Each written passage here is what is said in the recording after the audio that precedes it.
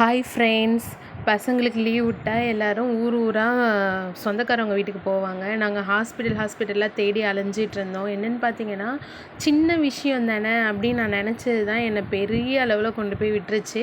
சின்னதாக try cough மாதிரி தான் இருந்துச்சு. சரி, ஓகே, ட்ரை காஃப் தானே அப்படின்னு சொல்லிட்டு வீட்லேயே அதுக்குள்ளதெல்லாம் பார்த்துட்ருந்தோம். எதனாலன்னு பார்த்தீங்கன்னா, பங்காளி வீட்டில் ஒருத்தவங்க 2 பேர் பார்த்தீங்கன்னா அடுத்தடுத்து இறந்ததுனால நாங்கள் தலைக்கு எண்ணெய் வைக்கக்கூடாது, நான்வெஜ் சாப்பிடக்கூடாது, இது மாதிரி சில விஷயங்களை கடைப்பிடிச்சிட்டு இருந்தோம். சரி, ட்ரை காஃப் தானே, பிள்ளைக்கு ஒன்றும் இல்லை, சரியாக போயிடும், எண்ணெய் தேய்ச்சி விட்டால் சரியாக போயிடும் அப்படின்னு சொல்லிட்டு நான் அமைதியாக இருந்தேன். கடைசியில் பார்த்தா நாளுக்கு நாள் காஃப் ரொம்ப இருமல் வித்தியாசமாக இரும்ப ஆரம்பிச்சிட்டாங்க. என்ன பண்ணுறதுனே தெரில. நானும் ஹாஸ்பிட்டல் கூட்டிட்டு போகிறேன். அவங்க உடனே சொல்கிறாங்க, சளி ரொம்ப அதிகமாக இருக்குது, நெப்ளைசர் வைஸாக சரியாக போயிடும் அப்படின்றாங்க. சரி, நெப்ளைசரும் மார்னிங் ஈவினிங் 2 வேளையும் வைக்கிறேன்.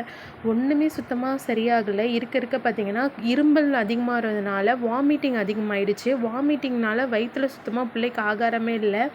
கண் பார்த்திங்கன்னா அப்படியே வீங்க ஆரம்பிச்சிருச்சு. எனக்கா பயம் தாங்கவே முடியல.